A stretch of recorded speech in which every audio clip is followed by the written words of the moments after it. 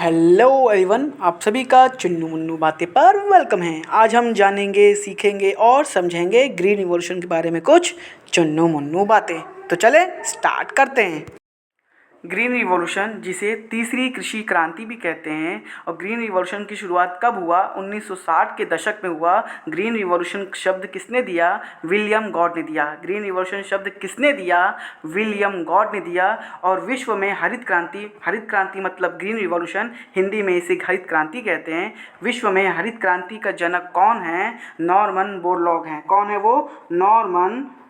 Norman Borlaug है। और Norman Borlaug को 1970 में मतलब 1970 में शांति का नोबेल पुरस्कार मिला। शांति का नोबेल पुरस्कार मिला। किसे मिला? नॉर्मन बोरलॉग को। मतलब विश्व में हरित क्रांति के जनक कौन है? नॉर्मन बोरलॉग हैं। और नॉर्मन बोरलॉग को 1970 में शांति का नोबेल पुरस्कार मिला। और नॉर्मन बोरलॉग का संबंध कौन से देश से था? मतलब नॉर्मन बोरलॉग कहाँ के रहने वाले थे? मैक्सिको के रहने वाले थे। कहाँ के? मैक्सिको के रहने वाले थे नॉर्मन बोरलॉग। इसका मतलब ग्रीन रिवॉल्यूशन की शुरुआत सबसे पहले कहाँ से हुई? मैक्सिको से हुई। और मैक्सिको के रहने वाले नॉर्मन बोरलॉग थे। और नॉर्मन बोरलॉग का संबंध और नॉर्मन बोरलॉग 1970 में इन्हें शांति का नोबेल पुरस्कार दिया गया। इसके बाद बात करते हैं भारत में हरित क्रांति का जनक कौन थे? स्वामीनाथन मतलब MS स्वामीनाथन। भारत में हरित क्रांति के जनक कौन है? MS स्वामीनाथन। कौन है? MS स्वामीनाथन। और इन्हीं के नाम पर MS स्वामीनाथन के नाम पर एक अवार्ड चलाया गया, 2004 में चलाया गया, 2004 में चलाया गया। और प्रेजेंट में मतलब 2024 में 2024 में MS स्वामीनाथन अवार्ड से किसे नवाजा गया? MS स्वामीनाथन अवार्ड से किसे नवाजा गया? बी आर कंबोज को नवाजा गया MS स्वामीनाथन अवार्ड से। और बी आर कंबोज कहाँ के रहने वाले थे? हरियाणा के रहने वाले थे। एक बार फिर से हम देखते हैं इसे। भारत के हरित क्रांति के जनक कौन है? MS स्वामीनाथन है। और MS स्वामीनाथन के नाम से ही MS स्वामीनाथन अवार्ड चलाया गया। और कब चलाया गया? 2004 में चलाया गया। और 2024 में MS स्वामीनाथन अवार्ड से किसे नवाजा गया? बी आर कंबोज को नवाजा गया। और बी आर कंबोज कहाँ के रहने वाले थे? हरियाणा के रहने वाले थे। कहाँ के? हरियाणा के रहने वाले थे। बात करते हैं हरित क्रांति को किस 5 ईयर प्लान में इंट्रोड्यूस किया गया? ये तीसरी पंचवर्षीय योजना में मतलब थर्ड 5 ईयर प्लान में इंट्रोड्यूस किया गया। किसे? हरित क्रांति मतलब ग्रीन रिवॉल्यूशन को। और कब किया गया? 1965 में किया गया। कब किया गया? 1965 में किया गया।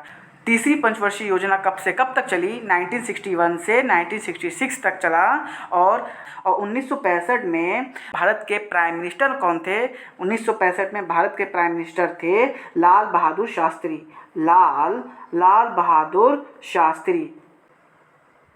1965 में भारत के प्राइम मिनिस्टर कौन थे? लाल बहादुर शास्त्री थे। कौन है? भारत के प्राइम मिनिस्टर कौन थे? भारत के प्राइम मिनिस्टर थे 1965 में लाल बहादुर शास्त्री। और जिनका समय एज अ प्राइम मिनिस्टर कब से कब तक रहा? 1964 से 1966 तक रहा। बस 2 साल, लगभग 2-3 साल तक रहे। 1964 से 1966 एज अ प्राइम मिनिस्टर रहे। कौन रहे? लाल बहादुर शास्त्री, भारत के प्राइम मिनिस्टर। और इन्हीं के समय में 1965 में तीसरी 5 ईयर प्लान आया। और तीसरी 5 ईयर प्लान में ही हरित क्रांति को इंट्रोड्यूस किया गया। बात करते हैं भारत में हरित क्रांति का जन्म स्थान पंतनगर उत्तराखंड को माना जाता है। पंतनगर उत्तराखंड को माना जाता है। किसे? पंतनगर उत्तराखंड को माना जाता है। और इसी पंतनगर उत्तराखंड में भारत का पहला कृषि विश्वविद्यालय की स्थापना किया गया। और जिसका नाम है GB Pant agriculture and technology, GB Pant agriculture and technology university, और जिसकी स्थापना मतलब यूनिवर्सिटी की स्थापना 1960 में हुआ। कब? 1960 में हुआ। और इसका उद्घाटन करने वाले भाई साहब कौन थे? चाचा नेहरू थे। इसका उद्घाटन मतलब विश्वविद्यालय का उद्घाटन करने वाले भाई साहब कौन थे? चाचा नेहरू थे। और चाचा नेहरू का संबंध एज अ प्राइम मिनिस्टर कब से कब तक रहा? 1947 से 1964 रहा। मतलब 1947 से 1964 एज अ प्राइम मिनिस्टर रहे कौन? चाचा नेहरू, मतलब जवाहरलाल नेहरू। और जवाहरलाल नेहरू मतलब चाचा नेहरू ही 1960 में GB Pant agriculture and technology university की स्थापना मतलब उद्घाटन किए। कहाँ पर? पंतनगर उत्तराखंड में। बात करते हैं नेक्स्ट पर, ग्रीन रिवॉल्यूशन का मेन एम क्या था? उद्देश्य ग्रीन रिवॉल्यूशन का उद्देश्य क्या था? मेन एम क्या था? फूड ग्रेन्स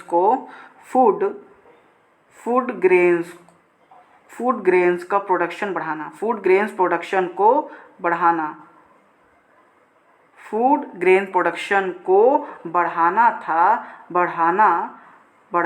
था। सबसे ज़्यादा कौन से अनाज में बढ़ोतरी हुई? गेहूँ और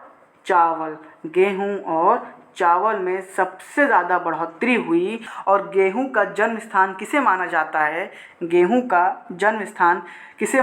है? मध्य एशिया को माना जाता है गेहूं का जन्म स्थान।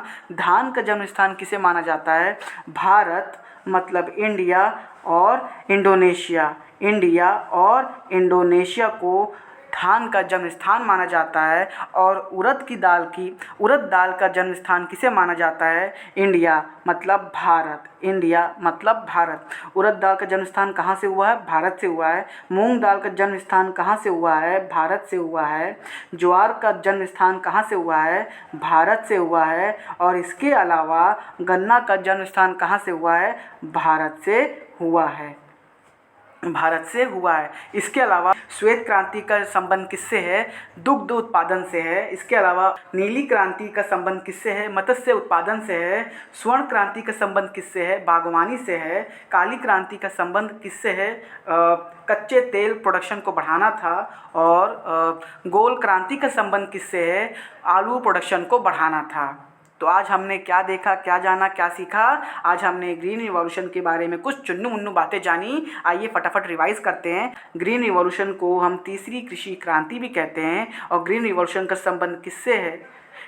ग्रीन रिवॉल्यूशन शब्द किसने दिया? विलियम गॉड ने दिया। विश्व में हरित क्रांति के जनक किसे माना जाता है? नॉर्मन बोरलॉग को माना जाता है। और इनका संबंध मैक्सिको से था। और इन्हीं को 1970 में शांति का नोबेल पुरस्कार दिया गया।